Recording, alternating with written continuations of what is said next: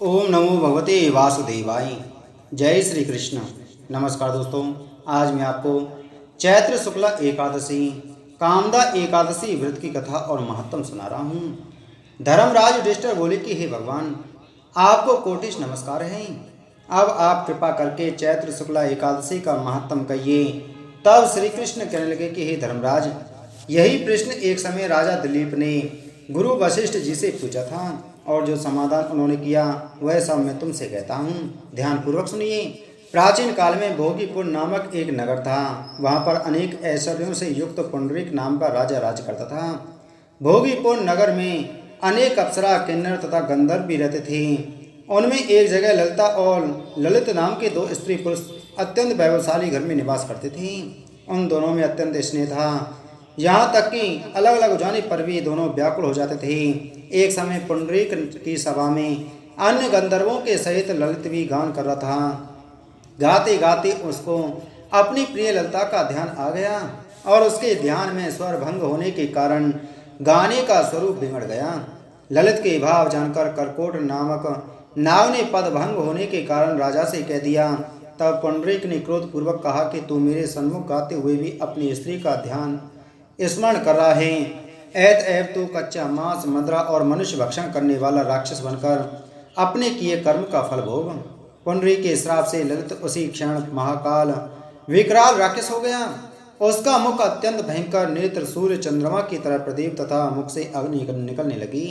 उसकी नाक पर्वत की कंदरा के समान विशाल तथा गर्दन पर्वत के समान लगने लगी। उसके सिर के बाल पर्वत पर खड़े वृक्षों के समान, भुजाएं अत्यंत लंबी हो गईं। इस प्रकार उसका शरीर 8 योजन का हो गया। तब वह राक्षस होकर अनेक प्रकार के दुख भोगने लगा।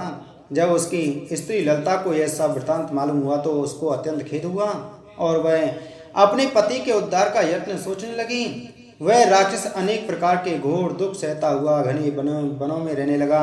उसकी स्त्री उसके पीछे पीछे जाती और अनेक प्रकार से विलाप करती रहती। एक बार ललिता अपने पति के पीछे पीछे घूमती घूमती विंध्याचल पर्वत पर चली गई, जहाँ पर शृंगी ऋषि का आश्रम था।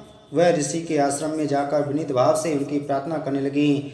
शृंगी ऋषि उसे देखकर बोले कि हे सुरभि, तुम कौन हो और यहाँ किस लिए आई हो? ललिता बोली कि हे मुनि, मेरा नाम ललिता है। मेरा पति राजा पुंडरीक के श्राप से विशालकाय राक्षस हो गया है। इसका मुझे महान दुख है।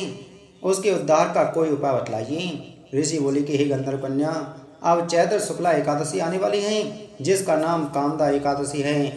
उसका व्रत करने से मनुष्य के सब कार्य सिद्ध होते हैं। यदि तू कामदा एकादशी का व्रत कर उसके पुण्य को अपने पति को दे दे तो वह शीघ्र ही राक्षस योनि से मुक्त हो जाएगा और राजा का श्राप भी अवश्यमेव शांत हो जाएगा। मुनि के ऐसे वचन सुनकर ललिता ने चैत्र शुक्ला एकादशी कामदा आने पर उसका व्रत किया और द्वादशी को ब्राह्मणों के सामने अपने व्रत का फल अपने पति को देती हुई भगवान से इस प्रकार प्रार्थना करने लगी, हे प्रभु, मैंने जो यह व्रत किया है उसका फल मेरे पति देव को प्राप्त हो, जिससे वह राक्षस योनि से मुक्त हो जाएं। एकादशी का फल देते ही उसका पति राक्षस योनि से मुक्त होकर अपने पुराने स्वरूप को प्राप्त हुआ और अनेक सुंदर वस्त्राभूषणों से युक्त होकर ललिता के साथ विहार करने लगा। और उसके पश्चात वे दोनों विमान में बैठकर स्वर्गलोक को चले गई। वशिष्ठ मुनि कहने लगे कि हे राजन, इस व्रत को विधि पूर्वक करने से समस्त पाप नाश को प्राप्त हो जाते हैं तथा राक्षस आदि की योनि भी छूट जाती है। संसार में इसके बराबर कोई और दूसरा व्रत नहीं है। इसकी कथा पढ़ने व सुनने से वाजपेयी यज्ञ का फल प्राप्त होता है। बोलो एकादशी महात्म की जय। बोलो विष्णु भगवान की जय।